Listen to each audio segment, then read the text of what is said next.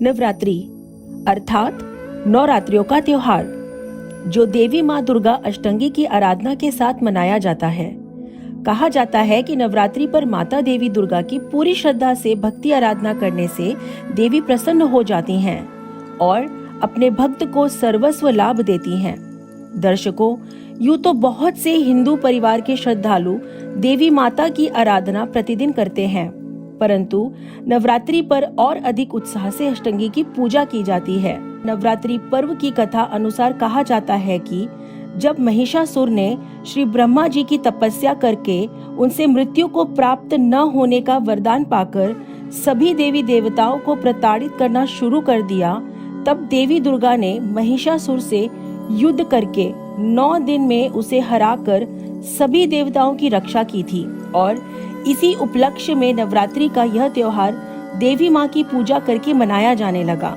दर्शकों, नवरात्रि पर देवी की पूजा के साथ साथ व्रत भी रखे जाते हैं और नवमी के दिन तो देवी स्वरूप कन्याओं को भोग लगाया जाता है, उन्हें माथा टेका जाता है, उनके चरण धोकर स्पर्श करके उनसे आशीर्वाद लेकर उनकी श्रद्धा से पूजा की जाती है, जिससे प्रतीत होता है कि घर में सुख, शरीर में सुख व परलोक भी सुखी होगा।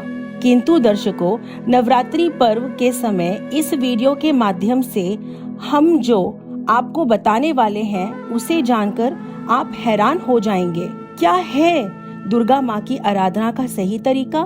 क्या कहा है देवी पुराण में माँ देवी ने अपनी पूजा के बारे में? दर्शकों, दुर्गा पुराण में देवी दुर्गा अष्टंगी का पूजा करने को लेकर कुछ और ही कहना है, जिसके विषय में विश्व के एकमात्र सत्य ज्ञान के ज्ञाता जगत गुरु तत्वदर्शी संत रामपाल जी महाराज ने दुर्गा पुराण से देवी दुर्गा का देवी के भक्तों के लिए आदेश बताया, जिसे जानकर लाखों श्रद्धालुओं ने देवी को प्रसन्न करने की क्रिया ही बदल डाली, जिससे आज वे श्रद्धालु देवी दुर्गा द्वारा बताई साधना करके सर्वस्व लाभ पा रहे हैं। तो आप भी पीछे क्यों रहें? आखिर क्या है दुर्गा माँ के वो गुप्त आदेश जो अन्य संत आचार्य ना बता सके? आइए आपको संत रामपाल जी महाराज द्वारा दिए गए प्रमाणों से परिचित करवाते हैं। दुर्गा कहती है हिमालय को कि मेरी पूजा भी छोड़, उस ब्रह्म की पूजा कर, ब्रह्म की पूजा कर, उसका ओम नाम है। अब ये गुण तो गाते हैं पूर्ण परमात्मा के, क्योंकि वेदों में ऐसा ही है, उस तत्व ब्रह्म के बारे में बताते हैं और साधना बताते हैं ओम इस ब्रह्म की। तो ये कह रही है कि उस ब्रह्म का क्या स्वरूप है ये बताती हूँ, वो ऐसे है वैसे है, और फिर कहती है उसका ओम मंत्र है और ओम मंत्र का जाप कर और सब बातें छोड़ दे, यानी अपने सतर की भी कहती है मेरी भी पूजा मत करना, और जिससे तू उस परमात्मा को प्राप्त होगा वो ब्रह्मलोक में रहता है। अब गीता जी अध्याय नंबर 8 के श्लोक नंबर 16 में कहा कि ब्रह्मलोक पर्यंत भी सभी जन्म मृत्यु में है, पुनरावृत्ति के अंदर है। अब दास ने जो वर्बली बोला है इसको प्रमाणित करने के लिए इसमें दिखाना पड़ेगा, नहीं तो इस वर्बली को कोई नहीं मानेगा, और इसमें देखने के बाद पुण्यात्मा अवश्य मान जाते हैं। अब देखिएगा ये 7वां स्कंद 562 पृष्ठ पे, और ये संक्षिप्त देवी भागवत। देवी के द्वारा हिमालय को ज्ञानो उपदेश और ब्रह्म स्वरूप का वर्णन। श्री देवी जी कहने लगी, पर्वतराज अब हम यहां से लेंगे, उस ब्रह्म का क्या स्वरूप है यह बतलाया जाता है, जो प्रकाश रूप सबके अत्यंत समीप में स्थित हृदय रूप गुहा में स्थित होने के कारण गुहाचर नाम से प्रसिद्ध है, महान पद अर्थात परम प्राप्य है। वह समस्त प्रजा के ज्ञान से परे है, किसी की बुद्धि में आने वाला नहीं है, यह तुम जानो। जो परम प्रकाश रूप है, जो सूक्ष्म से भी अत्यंत सूक्ष्म है, जिसमें संपूर्ण लोक और उन लोकों में निवास करने वाले प्राणी स्थित हैं, वही यह अक्षर ब्रह्म है। अब देखो दुर्गा को कितना ज्ञान है, ब्रह्म को अक्षर पुरुष बोल रही है। अक्षर पुरुष, पुरुष को होते ब्रह्म को, अक्षर ब्रह्म। और वही सबके प्राण है, वही सबकी वाणी है, और वही सबके मन है। वह परम सत्य और अमृत अविनाशी तत्व है। सौम्य, उस वेद ने योग लक्ष्य का तुम वेदन करो, मन लगाकर उसमें तन में हो जाओ। सौम्य, उपनिषद में कथित महान अस्त्र रूप धनुष लेकर उस पर उपासना द्वारा तीक्ष्ण किया हुआ बाण संधान करो, और फिर भावानुगत चित्त के द्वारा उस बाण को खींचकर उस अक्षर रूप ब्रह्म को ही लक्ष्य बनाकर वेधन करो। अक्षर रूप ब्रह्म को ही। और मंत्र बता रही है फिर, ओम धनुष है प्रणव, ओम धनुष है, जीवात्मा बाण है, ब्रह्म को उसका लक्ष्य कहा जाता है। यानी जीवात्मा, जीव जो है ओम का जाप करे, ब्रह्म प्राप्ति उद्देश्य हो।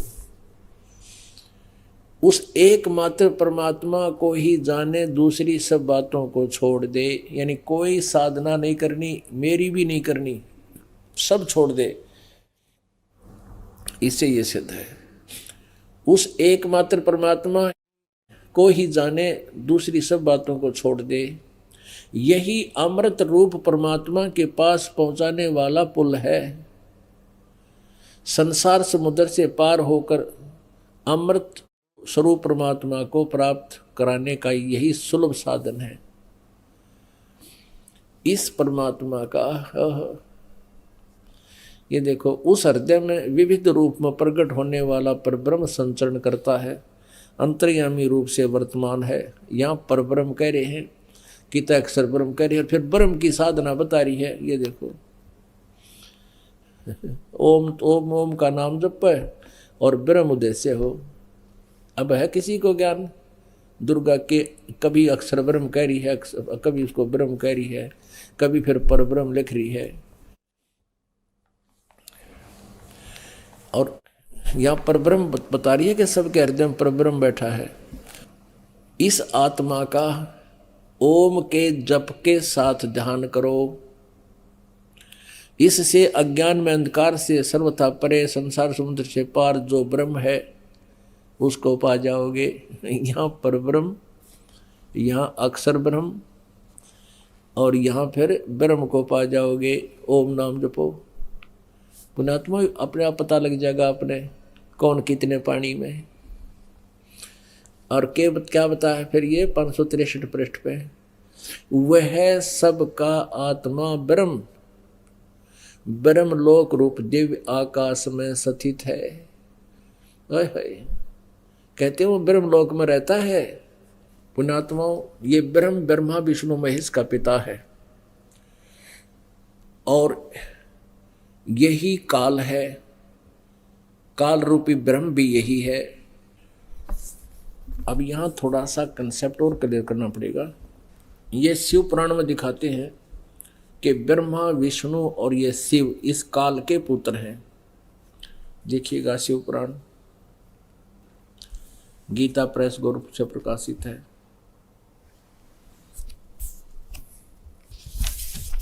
हनुमान प्रसाद पोदार इसके संपादक हैं, और गीता प्रेस गोरखपुर से ही ये मुद्रित है, प्रकाशक भी यही है इसके, गीता प्रेस गोरखपुर। इसमें आपको दिखाते हैं इस काल के बारे में ब्रह्मा बता रहा है नारद को।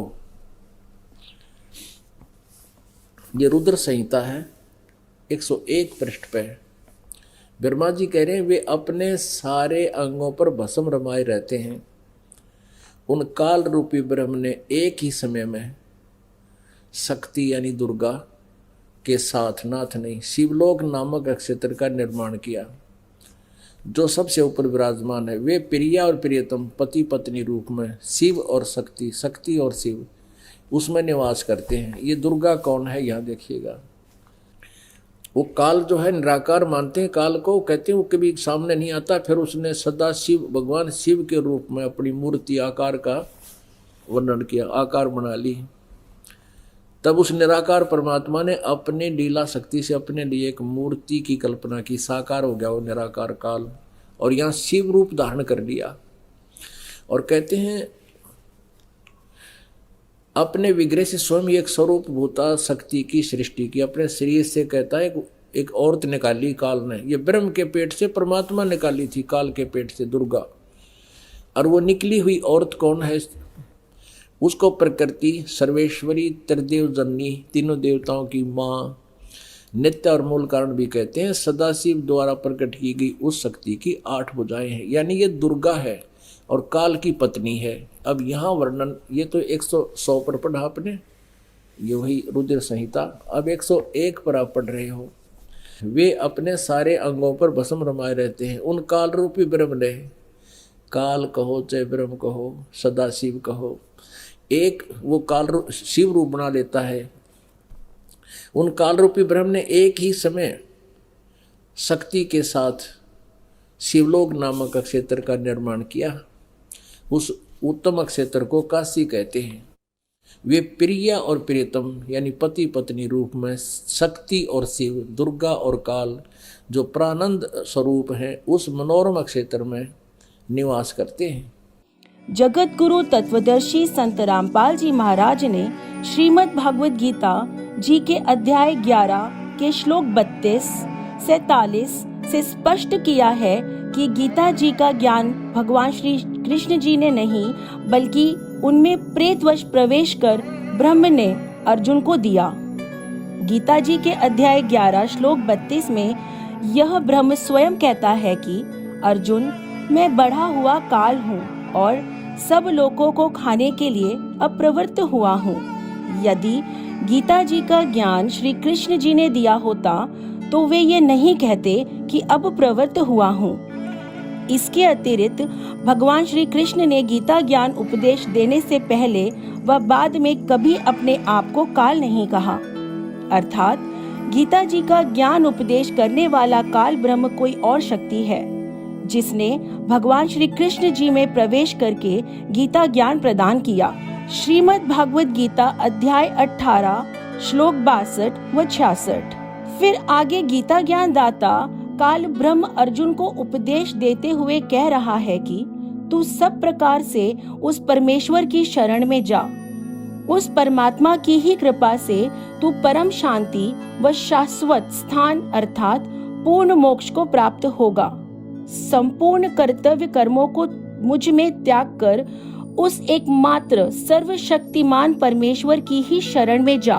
मैं तुझे सर्व पापों से मुक्त कर दूंगा। तू शोक मत कर। इससे स्पष्ट होता है कि ब्रह्म से ऊपर भी कोई और परम शक्ति है, जिसकी शरण में ब्रह्म जाने को कह रहा है कि उस परम शक्ति की शरण में जाने से ही जीव कल्याण संभव है। दर्शकों, यकीनन इन सब बातों को जानकर आप सभी श्रद्धालुओं के मन में प्रश्न उठ रहे होंगे कि वह परम शक्ति आखिर कौन है, उसे कैसे पा सकते हैं, उसका ज्ञान कैसे हो और उसका प्रमाण कहाँ है। इन सभी प्रश्नों का उत्तर भी हमारे सद्ग्रंथों ने ही दिया है। आइए आगे जानते हैं कि उस परम शक्ति का ज्ञान कौन करवाएगा। श्रीमद् भागवत गीता अध्याय 4 श्लोक 34। गीता ज्ञान दाता अर्थात ब्रह्म अर्जुन से कह रहा है कि उस ज्ञान को तू तत्वदर्शी ज्ञानियों के पास जाकर समझ। उनको भली भांति दंडवत प्रणाम करने से, सेवा करने से और कपट छोड़कर विनम्रता पूर्वक प्रश्न करने से वे तत्वदर्शी संत तुझे तत्व का उपदेश करेंगे। अर्थात पूर्ण ब्रह्म की जानकारी के लिए तत्वदर्शी संत की शरण में जाना होगा, जिससे केवल पूर्ण ज्ञान ही नहीं बल्कि मोक्ष का निश्चय मार्ग भी मिल जाएगा। फिर आगे तत्वदर्शी संत की पहचान बताते हुए गीता जी के अध्याय 15 के श्लोक 1 में कहा है कि ऊपर को जड़, नीचे को शाखा वाले संसार रूपी उल्टे लटके हुए पीपल के वृक्ष सभी भागों को जो पुरुष मूल सहित सतत्व से जानता है, वह वेद के तात्पर्य को जानने वाला अर्थात वह तत्वदर्शी संत है। दर्शकों, वर्तमान में संसार रूपी उल्टे लटके हुए वृक्ष के संपूर्ण छंदों सहित ज्ञान करवाने वाले तत्वदर्शी संत केवल और केवल जगत गुरु तत्वदर्शी संत रामपाल जी महाराज जी ही हैं, जिन्होंने उल्टे लटके हुए संसार रूपी वृक्ष के मूल सहित सभी विभागों को भिन्न भिन्न करके पूरे मानव समाज को ज्ञान करवाया है। संसार रूपी उल्टे लटके हुए वृक्ष की जानकारी के लिए आप संत रामपाल जी महाराज के सत्संग प्रवचन भी सुन सकते हैं या उनके द्वारा लिखित पुस्तकें भी पढ़कर अपनी शंका दूर कर सकते हैं। संत रामपाल जी महाराज ही तत्वदर्शी संत हैं, जिसकी शरण में जाने से उस परम शक्ति का ज्ञान होगा तथा पूर्ण मोक्ष भी प्राप्त होगा। दर्शकों, आज पूरा मानव समाज शिक्षित है और अपने ग्रंथों को स्वयं पढ़कर परमात्मा का ज्ञान पा सकता है। आज का मानव विज्ञान का भी ज्ञान रखता है। संत रामपाल जी महाराज द्वारा बताए गए प्रमाणों को सुनकर लाखों की संख्या में श्रद्धालु संत रामपाल जी महाराज की शरण में आकर उनसे उपदेश ग्रहण कर रहे हैं और सही भक्ति करतात सच्चे मंत्रों का जाप करके देवी दुर्गा जी से मिलने वाले लाभों के साथ साथ पूर्ण मोक्ष की राह भी प्राप्त कर रहे हैं। अतः आप सभी बुद्धिजीवी श्रद्धालुओं से प्रार्थना है कि एक बार संत रामपाल जी महाराज द्वारा बताए गए प्रमाणों को अपने सद्ग्रंथों से मिलान अवश्य करके देखें और सही व गलत की पहचान करके तत्वदर्शी संत रामपाल जी महाराज की शरण में आकर सत्य मार्ग को अपनाएं और अपना कल्याण करवाएं।